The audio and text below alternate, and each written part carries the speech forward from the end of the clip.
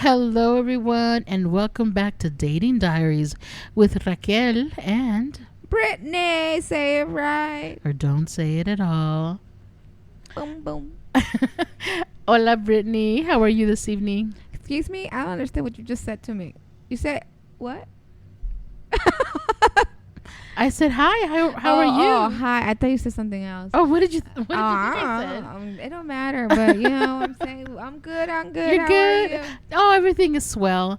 Just here. Well, what the? Swell, you know. I'm so confused. Talk right. You know what? I like to use words that not a lot of people have in their vocabulary. So I'm doing dandy, okay? Oh my God. All right. So what that means is she's having a hella good time. So I am. Okay, so our topic for today Mhm. is. Do you want to say it? It is. Yes, I do want to say it. Our topic for today is, what is the difference between the bad boys and the good guys? Ooh. What is the What is the difference? Is that the question, or is there a specific question that we want to ask? No. Well, let's define good guy versus bad boy. Oh, okay. What would a good guy be to you? To me, a good guy is someone who will tell you something and not go back on his word. Someone of like who is consistent. Yeah. Someone who has good morals, principles. Excuse me. And someone who is wants the same things that you want. For example, if you want marriage, someone who respects you, respects respects the way you think. Someone who values you, someone who. I think a guy that's very transparent. Like, they tell you. When you say transparent, what do you mean? That means that they're gonna tell you exactly how they feel. They're gonna tell you. Oh, To me, because a good guy could be a guy that is gonna be really honest and say, "Hey, I'm not looking for anything serious, but if you are okay with us being more casual dating, that to me is a good guy because at the end of the day, he's being honest and you're being allowed to make that choice." Yeah, someone who is honest and tells you straightforward, like tells you where they're at. Because you know what, there's a lot of guys out there that do this. They tell you that they're single. They tell you they only want to be with you. And you know what they're doing? They're lying to you. They have other women. They're married, or they're just, dating multiple women at one time. And that is not being transparent. So I would rather meet somebody, tell me, hey, you know what? I like you, but I'm actually dating other people. Do you mind if we just get to know each other? I think I would be open to getting to know somebody that way. Exactly. And that doesn't tie my emotions down, Yeah. So yeah. So do you think that someone who is not transparent is considered is that a bad boy? Yes. Ah, okay. It's the ones that are a little deceitful, mischievous. Okay. Kind of like, what are those? They don't tell you the full truth. They tell you somewhat of a truth, but not all of it. Of course, when they tell you, when you tell them, did you go out with your friends? Oh yeah, I went out with my friends, but then you see him on, I don't know what, Snapchat or TikTok, and he's with female and then / friends. And then and then you tell them you lied to me. You went out with some girls. No, I didn't lie to you. Technically, they are my friends. Exactly. Oh my God. Oh Lord, oh Jesus Christ. I call those bad boys because Do you call those bad boys? Because they Okay. know what they're doing. They're going out and you know what they're doing out there, but they still want to have you on the side. Exactly. Those are the bad boys. The one that. But why is it the bad boys are so much fun? I don't know. They are. Like, you go out with them and they just know how to just let loose, and you could have like the best time with a bad boy because I don't know, like, you could be at a bar and they all of a sudden they come up with these really cool games. I think it's because they live for the moment. They like to have fun. They're not thinking about the future with you. They're not thinking about, what's happening at home. They're just living for the now. And they just want to, have a drink with you, get to know you, and see what happens just for that day. They don't care about you, tomorrow or what's going to happen to you the next day. Because they're on to the next one. They're on to the, another person.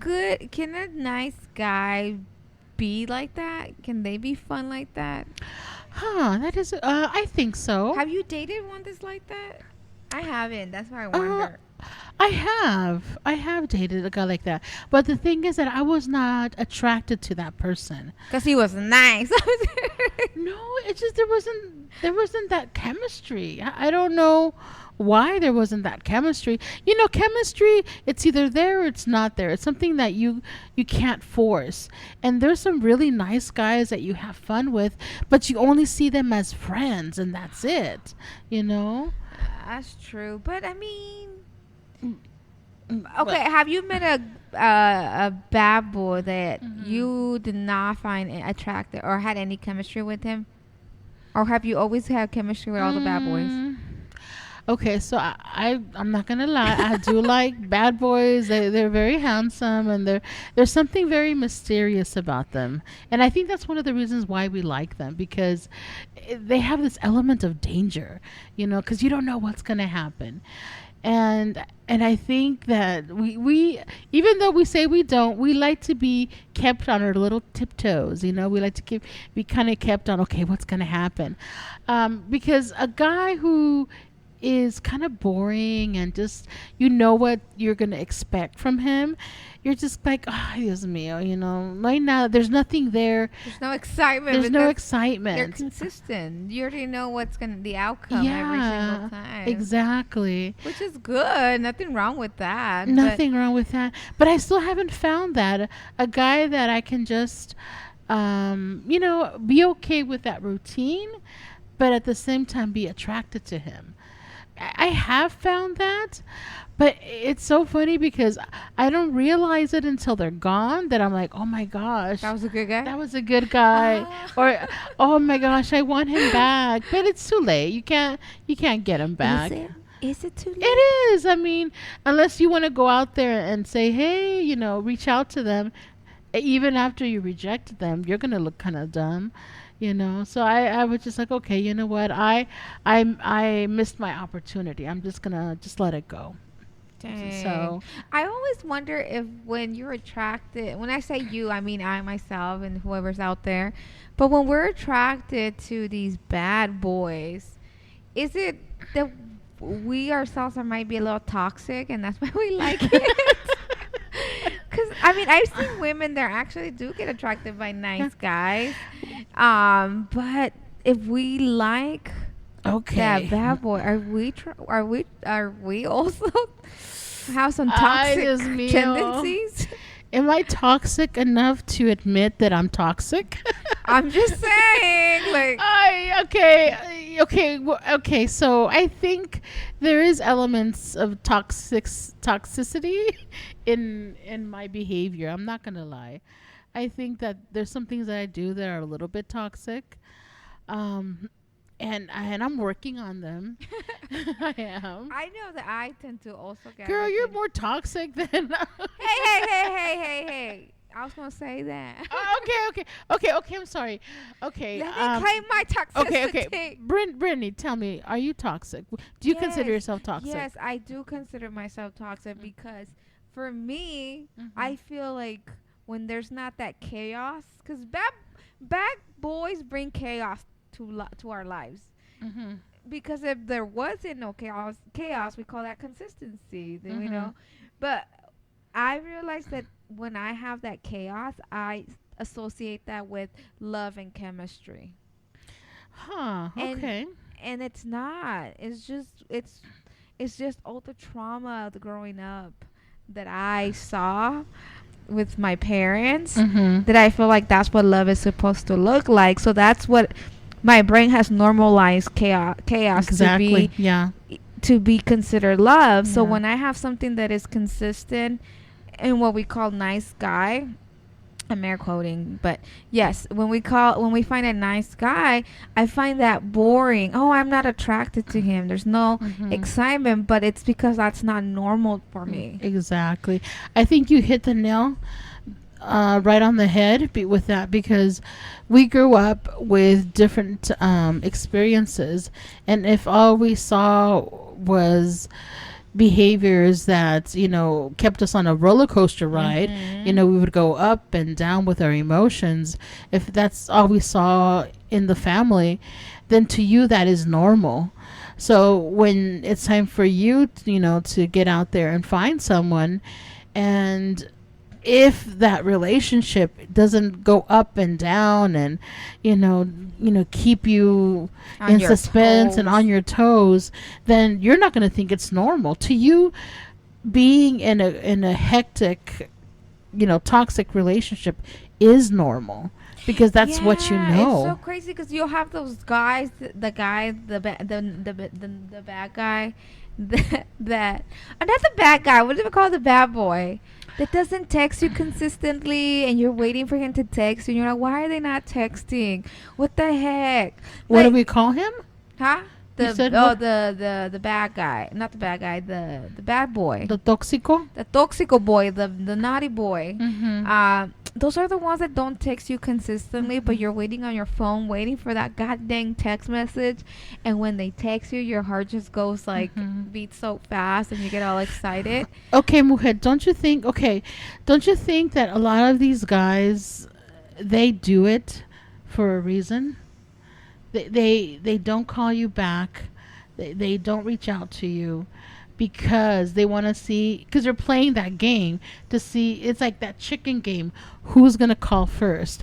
And they withhold. Yeah, those are the toxic guys. But see, that's the thing. What I'm trying to say is, to them, it's a game. They don't call you back because they want to see if you will call them, And if you don't call them, then they still call you. They'll call you, and you text them back, and the cycle continues. They will. Yeah, that's just what happens. But what happens if you don't call them? What if they leave you alone? But do we do that? Do we do that? For the most part, I think we do. I think, in my experience, no, let me tell you, the relationship that I was in a year ago, toxic, so toxic, and we would break up and get back together again, and I, every time we would break up, I would not call him, and it would be like months before we would communicate, and he would reach out to me. I wouldn't reach out to him. He even told me, he's like,